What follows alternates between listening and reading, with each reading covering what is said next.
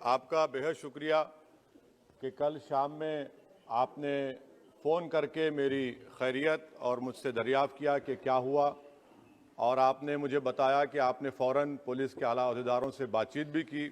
मैं आपका बेहद शुक्रिया अदा करता हूं कि आपने अपनी संवैधानिक जिम्मेदारी को एक रुकने पार्लिमान की जान पर जब कातिलाना हमला किया गया टोल गेट पर, आपने उस बात की। मैं आपका शुक्रिया अदा करता हूं। स्पीकर साहब, मैं मुख्तसर से यहाँ पर ये बात कहना चाहूँगा कि मुख्तलिफ सियासी पार्टियाँ मुख्तलिफ प्रदेश में इक़्तिदार पर हैं। ये बात आप तमाम को मैं गोशेगुजार कर रहा हूँ कि आखिर ये कौन लोग हैं जो गोली पर भरोसा करते हैं, बैलेट पर नहीं करते। आखिर ये कौन लोग हैं जो इतना रेडिकलाइज हो चुके हैं कि इनको इस संविधान पर एतमाद नहीं रहा, उनको अंबेडकर के बनाए हुए संविधान के खिलाफ हैं, जो इतनी नफरत पैदा करते हैं। आखिर ये कौन लोग हैं? मैं इसको सियासी गुफ्तगू नहीं करूंगा, ये सबके लिए छोड़ रहा हूं, क्योंकि जहां तक मुझे मालूम कि मैं 2 मरतबा का विधायक हूं, 4 मरतबा का सांसद हूं, और अगर इस तरह से अगर राजनीति आगे बढ़ेगी कि टोल गेट पर गाड़ी रुकती है और 4 राउंड गोलियां चलाई जाती हैं, आखिर इन नौजवानों को ये कैसे रेडिकलाइज हुए? और मैं सरकार से पूछना चाहता हूं कि क्या उन्होंने ये रेडिकलाइजेशन सैयद कुतुब की किताब पढ़कर रेडिकलाइज हुए, अब्दुल्ला अज़ाम की किताब पढ़कर रेडिकलाइज हुए, या अयमन अल ज़ोहरी की किताब पढ़कर रेडिकलाइज हुए? इसीलिए मैंने सरकार से 2015 में कहा था कि इंटरनल सिक्योरिटी डिपार्टमेंट MHA में, उसमें तमाम मज़ाहिब के लोगों का एक काउंटर रेडिकल सेल बनाइए आप। और सर, ये रेडिकलाइज हो चुके हैं तो भारत की इससे राइट विंग कम्युनिज्म और टेररिज्म बढ़ेगा। मैं आपसे अपील कर रहा हूं कि जो गलती NDA 1 में की थी, आप वही करने जा रहे हैं। आपको नुकसान होगा, आपकी सरकार को नुकसान होगा, देश को तो, देश की सालिमियत को खतरा तो पैदा हो रहा है। सर, मैं आपके जरिए से सरकार को यह भी बताना चाहूंगा कि जिन लोगों ने ये रेडिकलाइजेशन किया है, आप इस पर गौर करिए, इन पर UAPA क्यों नहीं लगाते आप? अगर कोई स्पीच देता है, अगर कोई फेसबुक पर किसी क्रिकेट मैच पर किसी टीम की तायीद करता है तो UAPA लगता है। एक सिटिंग MP के ऊपर UAPA नहीं लगेगा सर। मैं सरकार पर छोड़ता हूं।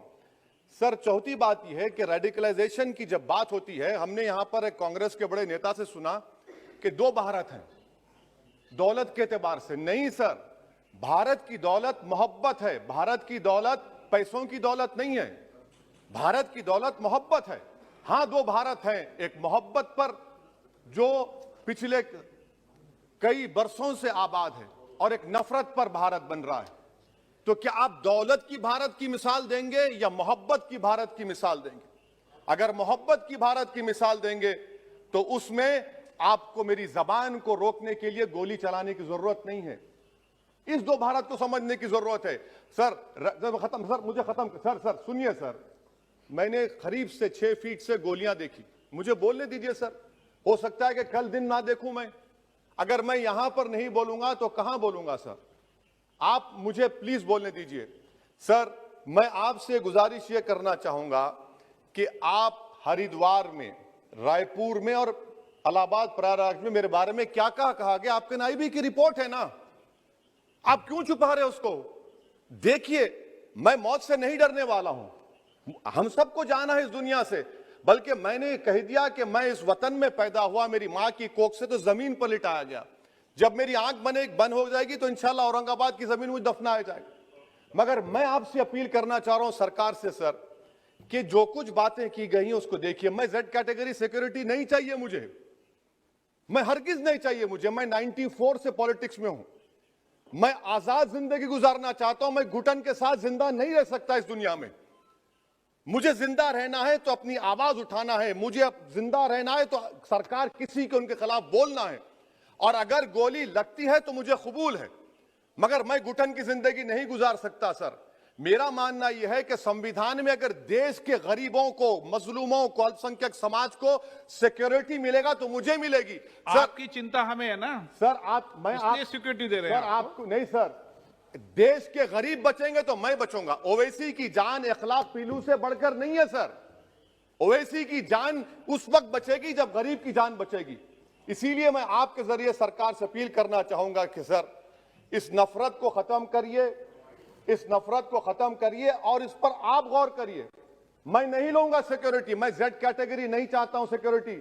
मुझे ए कैटेगरी का शहरी बनाइए आप, मुझे ए कैटेगरी का शहरी बनाइए ताकि मेरी और आपकी जिंदगी बराबर हो।